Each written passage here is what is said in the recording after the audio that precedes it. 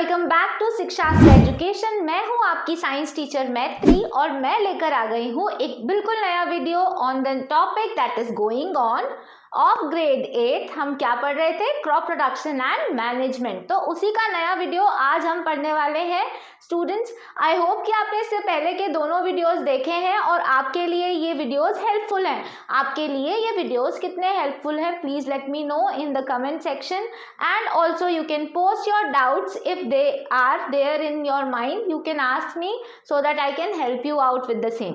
चलिए अब हम आगे बढ़ते हैं टुवर्ड्स टुडेज वीडियो।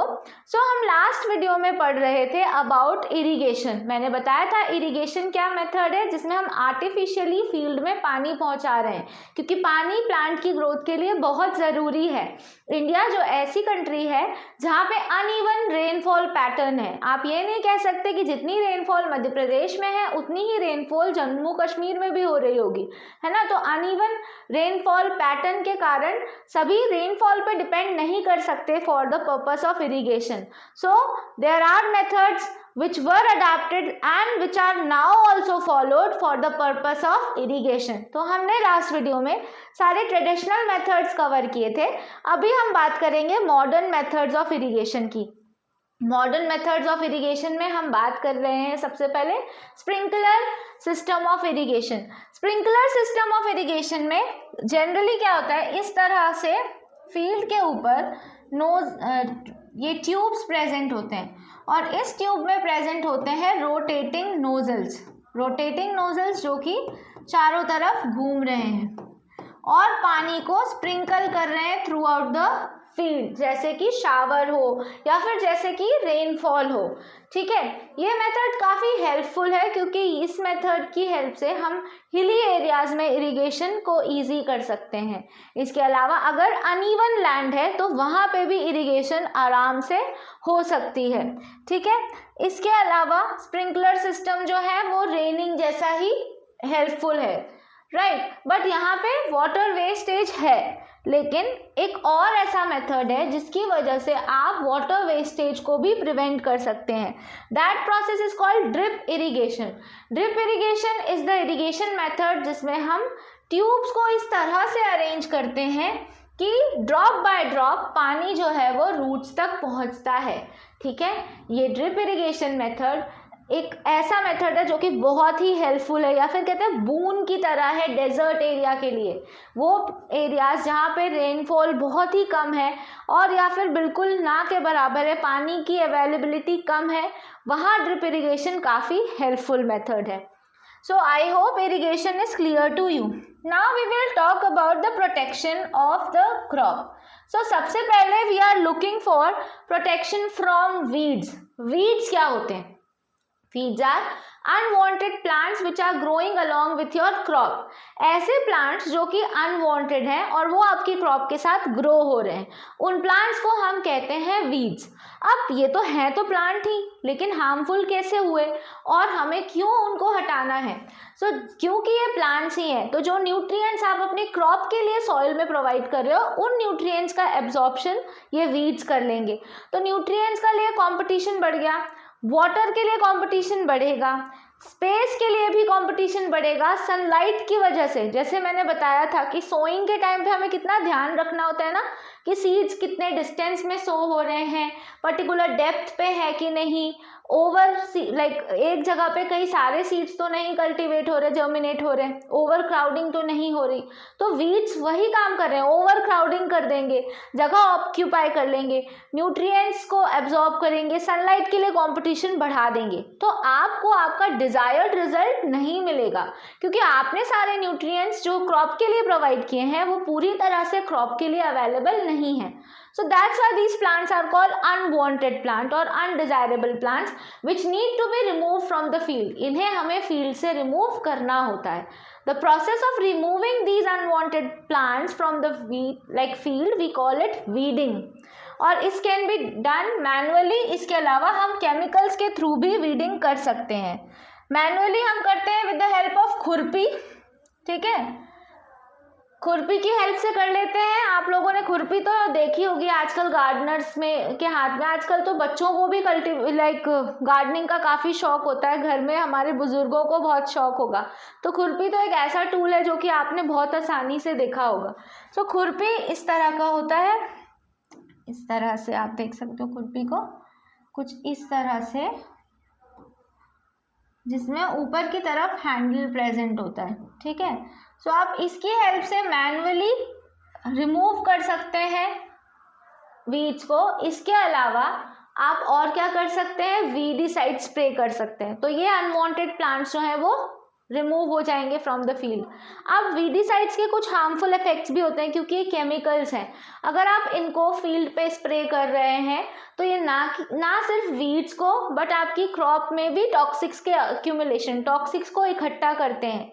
ठीक है, वीड्स के अलावा और क्या थ्रेट होते हैं फील्ड में, और क्या थ्रेट है वीड्स के अलावा, फंगल इन्फेक्शंस। ठीक है, कुछ और बैक्टीरिया, आपको पता ही है कि ये जो माइक्रो ऑर्गेनिजम्स हैं ये प्लांट्स और एनिमल्स दोनों में डिजीजेस करते हैं। तो क्रॉप में डिजीजेस हो सकते हैं, तो इसके लिए हमें फंगीसाइड्स यूज करने हैं। इंसेक्ट्स भी थ्रेट होते हैं। ठीक है, सो इंसेक्टिसाइड्स को यूज किया जाता है क्योंकि इंसेक्ट्स जो हैं अगर वो सीड्स को डैमेज कर देंगे तो हमें आने वाली क्रॉप हेल्दी नहीं मिलेगी और वो सीड्स यूज भी नहीं कर पाएंगे हम। ठीक है, सो इंसेक्टिसाइड्स को यूज कर सकते हैं, इंसेक्टिसाइड्स को हम यूज कर सकते हैं फॉर किलिंग देम। पर ये सभी अल्टीमेटली केमिकल्स होते हैं और जिनसे कहीं ना कहीं हमें नुकसान ज़रूर होता है अगर इनका यूसेज बहुत ज़्यादा हो।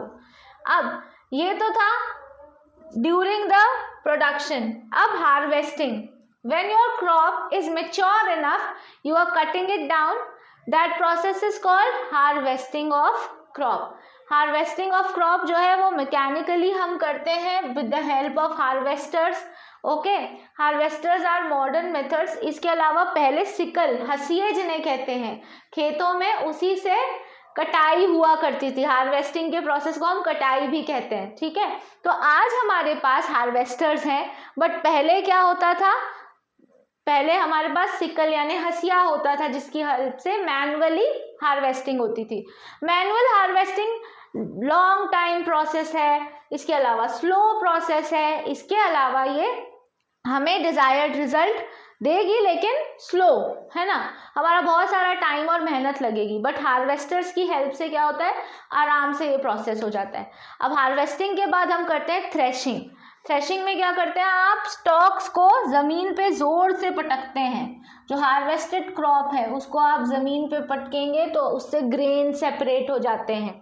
ठीक है, अब विनोइंग एक मेथड है जिसमें आप ग्रेन से जो छोटे मोटे कवर्स हैं, सीड कवर या फिर और डस्ट पार्टिकल्स हैं, उनको रिमूव करने का काम करते हैं। आप हाइट पे से ग्रेन को नीचे की तरफ फेंकते हैं तो हवा की हेल्प से जो चाफ है वो रिमूव होता है क्योंकि इस प्रोसेस में विंड इन्वॉल्व है, तो इसलिए इस प्रोसेस को हम विनोइंग कहते हैं। आपको पता है आज हमारे पास एक मॉडर्न मेथड है जो कि थ्रेशिंग और हार्वेस्टिंग दोनों का काम करता है। वो डिवाइस है कंबाइन। उस डिवाइस का नाम होता है कंबाइन। इस कंबाइन में थ्रेशर और हार्वेस्टर दोनों प्रेजेंट होते हैं। ठीक है, सो अब इस तरह से आप थ्रेशिंग विनोइंग करके now finally you have the grains with you and now you need to store them. अब ग्रेन्स को आप जैसे ही आपने ऑब्टेन किया वैसे ही आप उनको स्टोर नहीं कर पाते हैं। आप कैसे स्टोर कर पाएंगे ग्रेन्स को, आपको क्या करना है, आपको सबसे पहले उन्हें ड्राई करना है। They need to be washed, they need to be sun dried. जब वो सन ड्राई हो जाएंगे तो उन्हें प्रॉपर हम फ्यूमिगेट कर सकते हैं, उनमें नीम लीव्स और प्रॉपर मेडिसिन को ऐड करके हमें फिर स्टोर करना है। स्टोरेज अगर हमारा लार्ज स्केल है तो हमारे पास ग्रैनरीज और सिलोज जैसे ऑप्शन होते हैं स्टोर करने के लिए, और स्मॉल स्केल के लिए हम सैक्स में, जो जूट बैग्स होते हैं, जूट के सैक्स होते हैं, उनमें कर सकते हैं। इसके अलावा स्टील के ड्रम होते हैं उनमें कर सकते हैं, लेकिन प्रॉपर मेडिसिन को ऐड करके और प्रॉपरली उसे ड्राई करके, क्योंकि मॉइस्चर के प्रेजेंस में आपके ग्रेन्स जो है वो डैमेज हो सकते हैं। इसके अलावा जहां आप स्टोरेज कर रहे हैं वहां आसपास किसी तरह के रोडेंट्स यानी कि चूहे तो नहीं है, वो भी तो क्रॉप्स को डैमेज करेंगे। इंसेक्ट्स तो नहीं है, वो भी क्रॉप्स को डैमेज कर सकते हैं। तो इन कुछ छोटी छोटी चीज़ों का हमें ध्यान रखना चाहिए during the storage of crop. Okay, आगे बढ़ेंगे and let us have a look at the other part which I told you is animal husbandry. As मैंने आपको पहले ही कहा था कि प्लांट्स जो होते हैं, प्लांट्स के अलावा एनिमल्स भी मेजर सोर्स है for the process of production of food, right. Food के सोर्सेस प्लांट्स एनिमल्स दोनों होते हैं। एनिमल्स आपको मीट, एग, मिल्क ऐसे important components of like provide कर रहे हैं, ऐसे इंपॉर्टेंट चीज़ें प्रोवाइड कर रहे हैं जिनसे आपको प्रोटीन, कार्ब्स, इन सब की नीड्स पूरी होंगी, फुलफिल होंगी, राइट। सो बेसिकली एनिमल्स की जब हम लार्ज स्केल पर रियरिंग, ब्रीडिंग करते हैं, उस प्रोसेस को हम कहते हैं एनिमल हस्बेंड्री। एनिमल हस्बेंड्री के लिए भी हमें कुछ चीज़ों का ध्यान रखना चाहिए। हर तरह के एनिमल्स की भी अपनी नीड्स होती हैं। जैसे कि क्रॉप प्रोडक्शन में हमने ध्यान रखा था कि खरीफ क्रॉप्स को हम कब कल्टीवेट करेंगे और रबी क्रॉप्स को हम कब कल्टीवेट करेंगे। तो ऐसा नहीं है, जो रिक्वायरमेंट डॉग्स के डोमेस्टिकेशन के लिए ज़रूरी नहीं है कि वो सेम रिक्वायरमेंट्स जो हैं वो बफेलो या काऊ के लिए भी हेल्पफुल होंगी, क्योंकि इनकी ईटिंग हैबिट्स अलग होते हैं, राइट। लाइक भले ही इनकी बॉडी में मेटाबॉलिक प्रोसेसेस सेम हो रहे हैं, लेकिन इनका रहना, इनका बीमारियां जो इन्हें होती हैं वो सभी चीज़ें अलग होती हैं। तो you should take care, you should follow all the instructions of domestication, like cleanliness का ध्यान रखना है, वैक्सीनेशन का ध्यान रखना, न्यूट्रिएंट्स का ध्यान रखना, ये सभी चीज़ें आती हैं under animal husbandry. About animal husbandry in detail आपको पता चलेगा इन ग्रेड 9th, जिसमें आपको कैटल फार्मिंग, एपीकल्चर, पिसीकल्चर और पोल्ट्री, इनके बारे में डिटेल्स में दिया हुआ है। सो now with that note I would like to end the video. Thank you so much all of you for watching Shikshastra Education. I hope these videos are very helpful for you. Thank you all of you. Stay tuned with us.